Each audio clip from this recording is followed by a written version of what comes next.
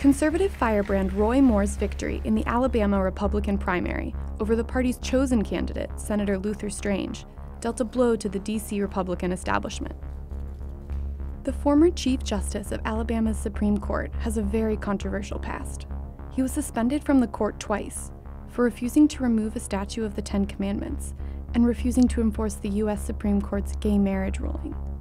He has circulated conspiracy theories, like birtherism and the prevalence of Sharia law in the U.S., and attacked same-sex relationships as being against the law of nature. Sodomy is against the law of nature.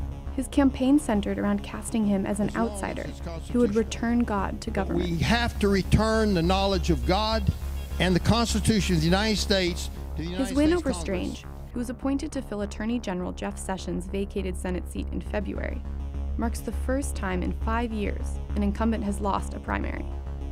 And while Moore hasn't won the general election yet, that takes place on December 12th, his primary victory does pose problems for the GOP establishment. First, the controversial conservatives' victory shows the limits of President Trump's power to sway his base, and Trump's own tepid allegiance to the traditional Republican establishment. Trump campaigned for Strange at the behest of Senate Republican leadership, and he and Vice President Pence both traveled to the state in the days before the September 26th runoff. I might have made a mistake. After Moore won, Trump deleted a number of tweets pumping up Strange.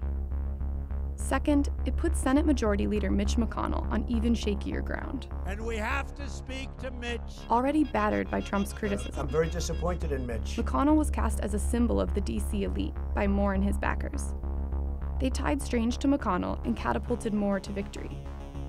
And without Strange in the Senate, McConnell has lost a reliable vote, either for another far-right disruptor akin to Senators Ted Cruz and Rand Paul, or for Democrat Doug Jones. And last, Moore's 6-point lead over Strange is an indicator of the strength of the anti-establishment fervor hitting the GOP. The jurist's anti-gay marriage, nationalistic, Christian supremacy views offend many, but brought in powerful supporters of the far-right movement like Steve Bannon, Sarah Palin, and Sebastian Gorka. Some warned that Moore's success could inspire more candidates like him to run in 2018, setting more incumbents up for difficult re-election campaigns.